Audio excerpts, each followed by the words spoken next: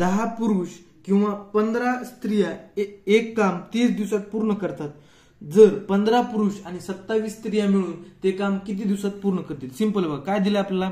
10 main किंवा 15 women एक काम 30 दिवसात पूर्ण करतात असं आपल्याला दिलेलं आहे. एकदम सिंपल आहे मित्रांनो. काय बघा, काय करून घ्यायचं, पहिल्यांदा मेन किंवा वुमेन आहेत का यांचा रेशो बघायचा. म्हणजे एक माणूस किती स्त्रियांच्या बरोबर आहे किंवा एक स्त्री किती माणसांच्या बरोबर आहे हे काढून घ्यायचं. बघा, यांना आपण काटाकाटी करू. किती?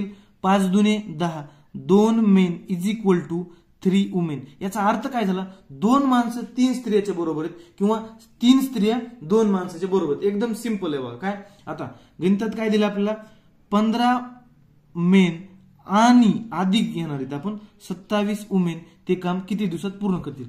तर एकतर काय करू आपण, वुमेनला मेन मध्ये कन्वर्ट करून घेऊ, म्हणजे आपल्याला गणित करायला सोपं जातं. बघा, 27 वुमेन म्हणजे किती मेन हे करण्यासाठी आपल्याला काटाकाटी करावं लागेल. बघा, 3 9 27, इथं 9चा गुणाकार बसला, इथं आपण 2चा घेऊ, 92 18 म्हणजे किती झालं मित्रांनो?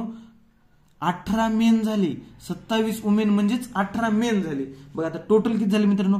15 आणि 18 33 मेन झाले. आता नवीन किती झाले? 33 मेन झाले आपले.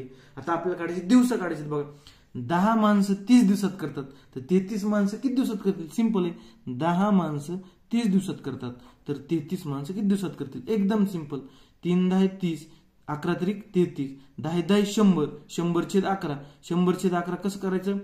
11 9 99, उरला 1/11 दिवस, 9.1/11 दिवस. धन्यवाद.